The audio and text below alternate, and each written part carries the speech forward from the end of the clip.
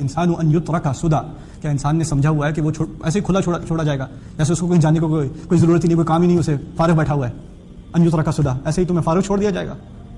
تمہیں کہیں پہنچنا ہے، اور اگر تمہیں وہاں پہنچنا ہے تو تمہیں ہدایت چاہیے۔ اللہ تعالیٰ نے تمہارے لیے جنت بنائی ہے، تمہارے لیے، ہر انسان کے لیے بنائی ہے۔ صحیح حدیث میں آتا ہے کہ ہر انسان کے لیے جنت بنا دی، سب سے اعلیٰ مقام پہ فردوس کے اندر، ٹھیک ہے نا؟ ہر انسان کے لیے فردوس میں جنت میں اللہ تعالیٰ نے گھر بنا دیا، ہر انسان کے لیے، عیسائی کے لیے، مشرک کے لیے، ہر ایک کے لیے۔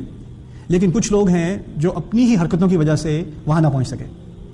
گھر تو بنا ہوا تھا، گھر میرے نام کا، آپ کے نام کا بن چکا ہے، مکان تیار ہے، آپ کے انتظار میں ہے۔ اب جب مسلمان وہاں پہنچتے ہیں تو دیکھتے ہیں کہ کئی گھر خالی ہیں، بہت گھر خالی ہیں۔ پھر اس کے نتیجے میں آیت نازل ہوتی ہے فردوس کے بارے میں، اولئک ھم الوارثون الذین یرثون الفردوس ھم فیھا خالدون، یہی لوگ ہیں جن کو میراث میں فردوس ملے گی۔ میراث کب دی جاتی ہے؟ جب کسی اور کا مال وہ نہ لے سکے، پھر آپ کو ملے گا، ٹھیک ہے نا؟ اب اس کی تشریح میں وہ حدیث آتی ہے کہ جب وہاں پہنچے تو بہت سارے گھر جنت میں خالی، وہ بھی آپ کو میراث میں ملیں گے، وہ کسی اور انسان کے لیے بنے تھے لیکن اب آپ کو دیے جا رہے ہیں تاکہ آپ اس میں رہیں۔ سبحان اللہ۔ تو یہاں اس جنت تک پہنچنے کے لیے راستہ چاہیے۔ اچھا، اب راستے کے بارے میں کچھ بات سوچ لیں، میں آپ کو مثال دیتا ہوں گھر بنانے کی، انشاءاللہ 10 منٹ سے کم لگیں گے اس میں۔